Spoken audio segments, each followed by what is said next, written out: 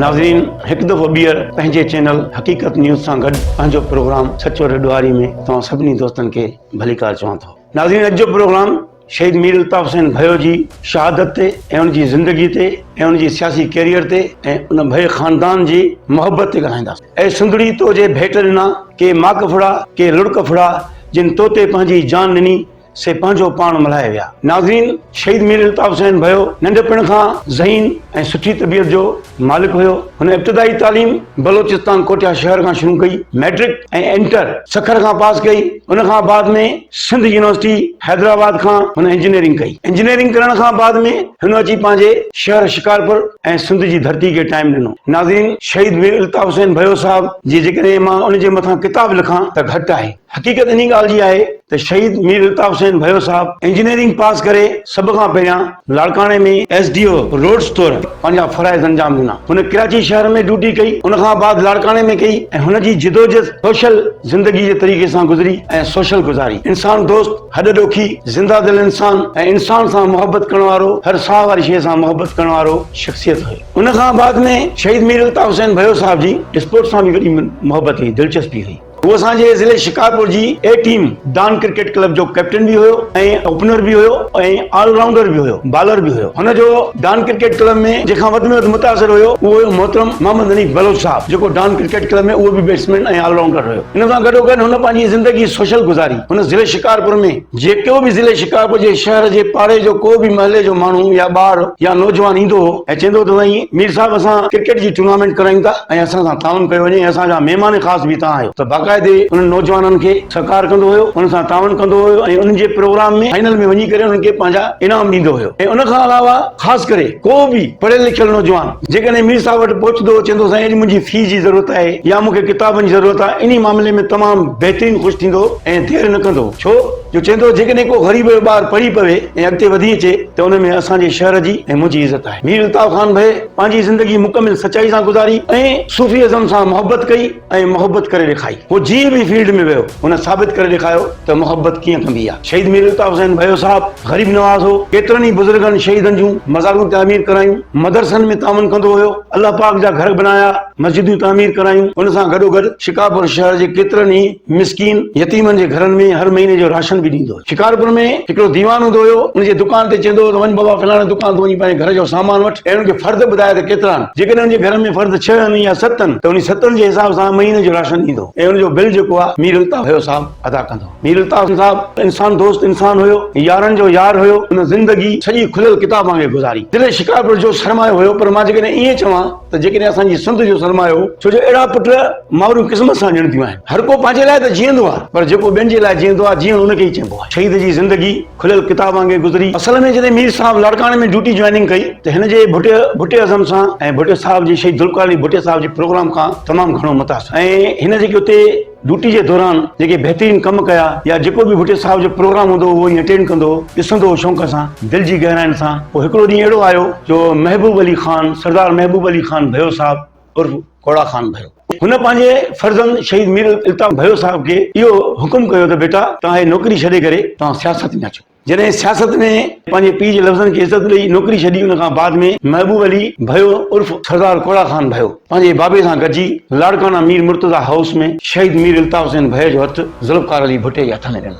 उन खां बाद में हिन पंहिंजो सियासी कैरियर शुरू कयो ऐं अञा पंहिंजी जिदोजहद तेज़ कई। शहीद मीर अल्ताफ़ हुसैन भयो साहब ॾाढो ॾोखी इंसान हुयो। शहीद ज़ुल्फ़िकार अली भुटे खे भी उनजी अदा तमामु पसंदि अची वई ऐं माशाअल्लाह सभ खां पहिरियां हिन जॾहिं कमु शुरू कयो पंहिंजे ज़िले शिकारपुर में फिलाई कम शुरू कया, बहितरीन कम शुरू कया। ॾुख सुख में ताउन, ग़रीबनि जी मदद, हमेशह भया हाउस जो दरवाज़ो खुलियल। जंहिं भी टाइम ते को अचे, चाहे नंढो हुजे चाहे वॾो हुजे, चाहे अमीर हुजे चाहे ग़रीब हुजे, चाहे फ़क़ीर हुजे, उहा अहिड़ी शख़्सियत हुई जो हुन सां बिल्कुलु माण्हू दिल जी गहराइनि दिल खोले करे हुनखे पंहिंजो दुख सुख बयानु कंदा ऐं मीर साहब ॿुधंदो हुयो ऐं हुन जा मसला हल कंदो, छो जो उहो इंसान दोस्त हुयो। शहीद मीर अल्ताफ़ हुसैन भयो साहब हुनजे बारे में जेकॾहिं आउं जेतिरो बि चवां घटि आहे, पर हक़ीक़त इहा ई आहे त इहो सिलसिलो पाकिस्तान पीपल्स पार्टी सां हलंदो रहियो ऐं हिकु ॾींहुं अहिड़ो आयो जो 83 जी MRD शुरू थी वई। उन 83 जी MRD में हुन ज़िले शिकारपुर में पाकिस्तान पीपल्स पार्टी सिपाफ, पाकिस्तान पीपल्स पार्टी हारी, पाकिस्तान पीपल्स पार्टी यूथ उन्हनि खे अकेलो न छॾियो। एतिरे क़दुरु जॾहिं जनरल ज़िया जी मार्शल हुई, उन मार्शल में शहीद मीर इल्ताफ़ हुसैन भय जो उहो किरदारु हो जो सॼी सिंध में सिपाफ ख़ामोश हुई, पर असांजे ज़िले शिकारपुर में चमकदड़ सितारो हुई। मीर इल्ताफ़ अली ख़ान भयो साहब जी कोशिशुनि सां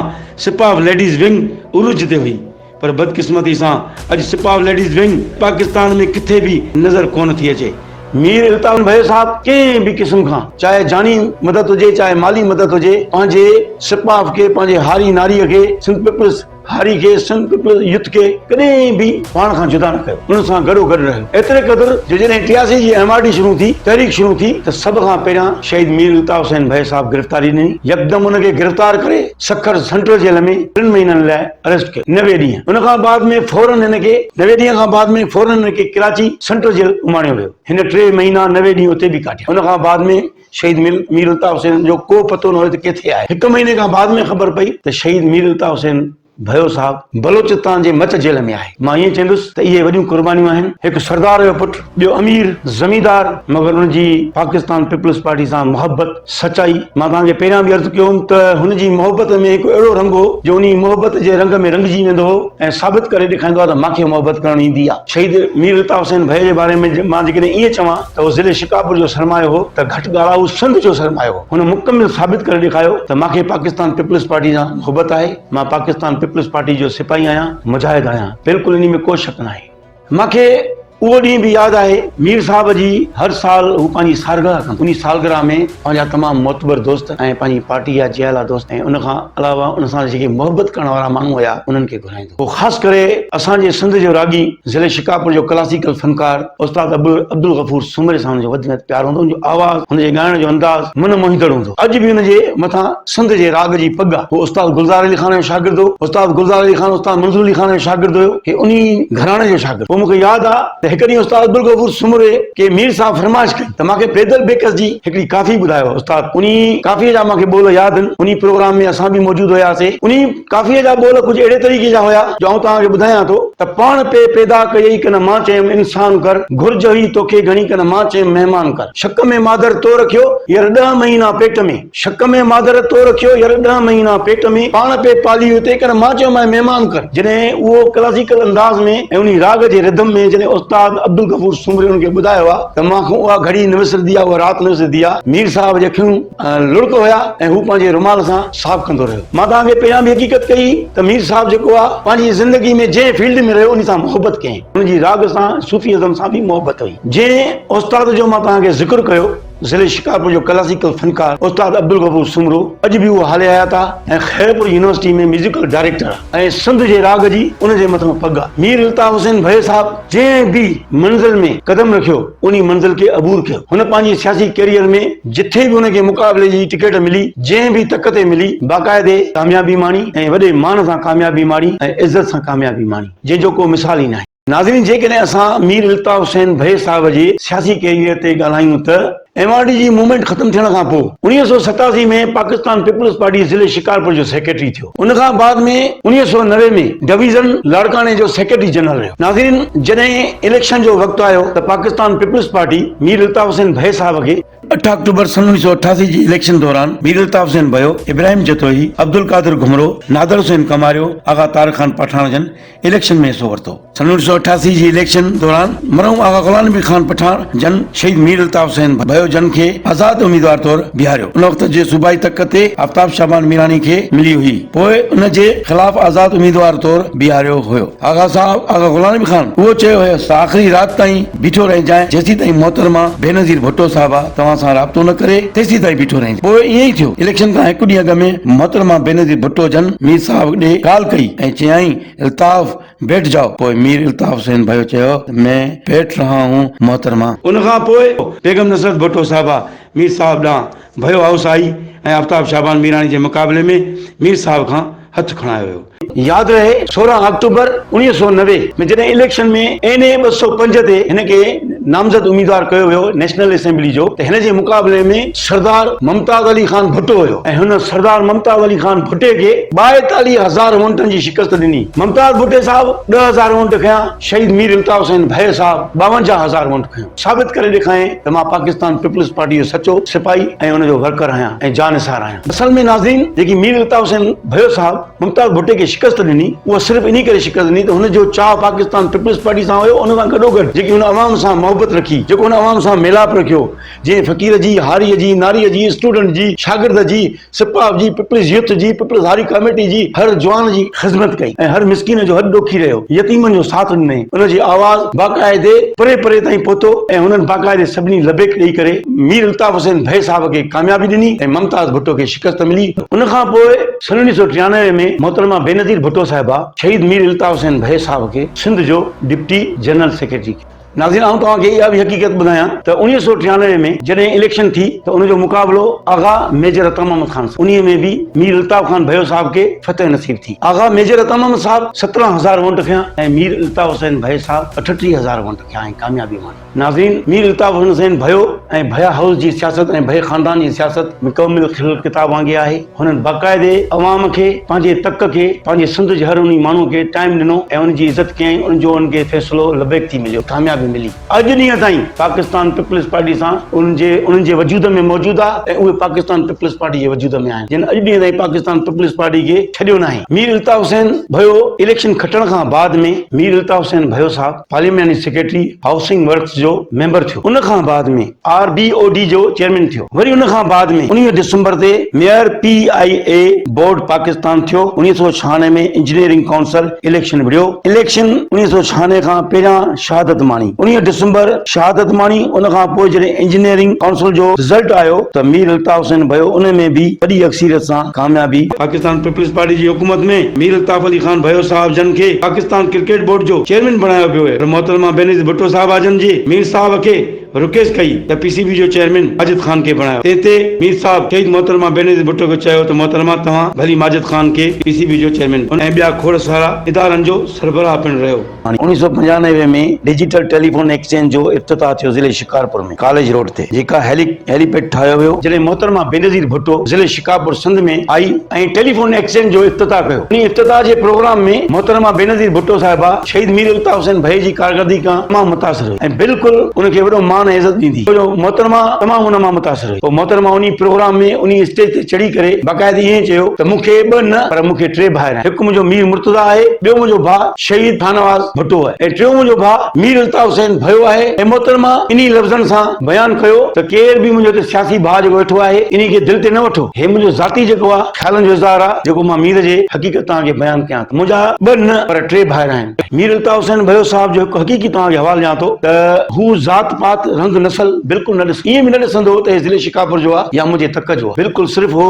को बि इंसान सिंध जे कहिड़े बि शहर खां आयो उनखे लबेक कयईं, उनखे इज़त। थुल शहर जो अजीत कुमार हिकु दीवान आहे जेको पंहिंजे पुट सां गॾिजी भया हाउस शिकारपुर पहुतो। सुबुह जो सवेर टाइम मीर साहब टेस्ट पोइ करे ऐं हिननि खे ॾिठाई, चई बाबा तव्हांखे कंहिंसां मिलणो आहे? हुननि इहो हवालो कयोसीं असां मीर साहब सां मिलंदासीं। अचो बाबा अचो। हुननि खे अंदरि विहायो, पाण साईं जन टेस्ट करे आया। नौकर खे चई बाबा हिननि खे साईं जन खे चांहि ॾे, महिमाननि खे चांहि। जंहिं महिल मीर साहब टेस्ट करे वापसि आयो त मीर साहब बिल्कुलु सादा ऐं ज़िंदा दिलि इंसान हुयो ऐं हुनखे गोद ऐं गंजी पातल ऐं टुवाल हुनजे कुलनि ते हुयो, हथ में हुनखे बुर्श हुयो। जंहिं महिल अची हुन सां मिलियो, हुनखे चई बाबा ॾियो हाल वाल, तव्हांखे कंहिंसां मिलणो आहे? चई मीर साहब अचे त हुन सां हक़ीक़त कयूं। बाबा मीर साहब मां आहियां। त फौरन उहो रतन कुमार ऐं अजीत कुमार ॿई पीउ पुट उथी बीठा। हुन हथ ॿधी अर्ज़ु कयो त साईं मां ज़िले जकमाबाद जो आहियां, मुंहिंजो तालुक ठुल सां आहे, मां ठुल में परचून जो दुकान हलाईंदो आहियां। हीउ मुंहिंजो पुटु आहे साईं जंहिंजो अजीत कुमार नालो आहे। मां पंहिंजे पेट सां पत्थर ॿधी करे पंहिंजे बचे खे पढ़ायो आहे। मुंहिंजो पुटु इंजीनियरिंग पोजीशन होल्डर आहे। मुंहिंजो लड़णो लिखो न आहे, मां तुंहिंजे ज़िले शहर हिक जो न आहियां, पर मां पंहिंजे बचे जी नौकरी लाइ। हुन चयो बाबा डॉक्यूमेंट्स आंदा थी? बिल्कुलु साईं आंदा। मूंखे हुनखे वठी करे चई बाबा तव्हां दिलजाए कयो, ख़ुदा कंदो तव्हांजो कमु थी। इहो पाकिस्तान पीपल्स पार्टी जो मंशूर आहे त कंहिं क़ाबिल माण्हू खे नज़र अंदाज़ न आहे करणो। जेकॾहिं तुंहिंजो पुटु बाक़ाइदे पोजीशन होल्डर आहे त हुनखे पंहिंजो हक़ ज़रूरु मिलंदो। अॼु उहो कराचीअ में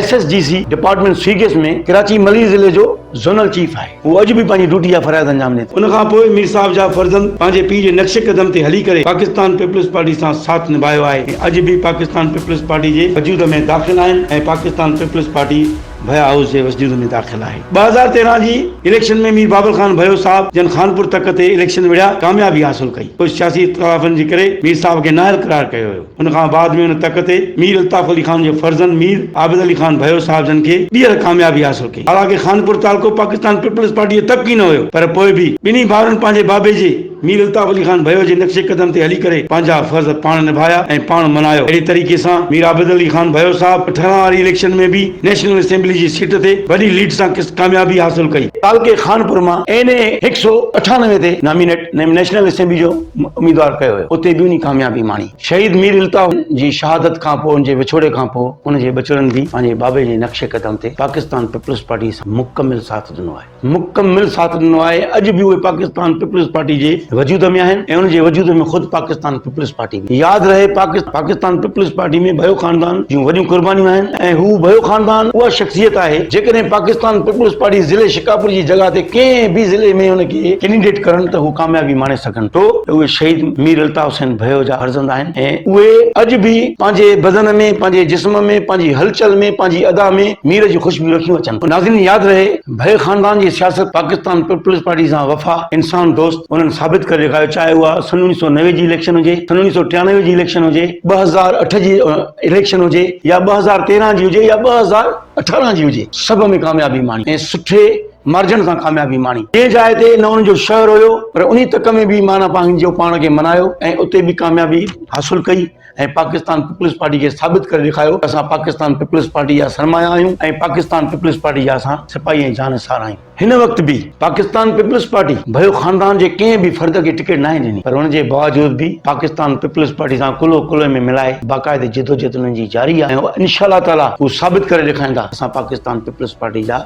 वर्कर आहियूं, जानसार आहियूं। पाकिस्तान पीपल्स पार्टी असांजे वजूद में आहे, असां पाकिस्तान पीपल्स पार्टी जे वजूद में आहियूं। नाज़रीन हवाला त मीर साहब जा तमामु खोड़नि भयो हाउस जा, भयो ख़ानदान जा, पर प्रोग्राम खे मुख़्तसिर कंदासीं। हाणे तव्हांखे हिन शेर सां इजाज़त वठंदुमि। वगर कयो वतन प्रित न छिननि पाण में पसियो पखियणनि माणिया ई मेट घणो। अस्सलाम वालेकुम नाज़रीन, हिकु दफ़ो ॿीहर मिलंदासीं पंहिंजे प्रोग्राम सचो ॾोॾारी में। वफ़ा इक़बाल सिंह चनो। अस्सलाम वालेकुम।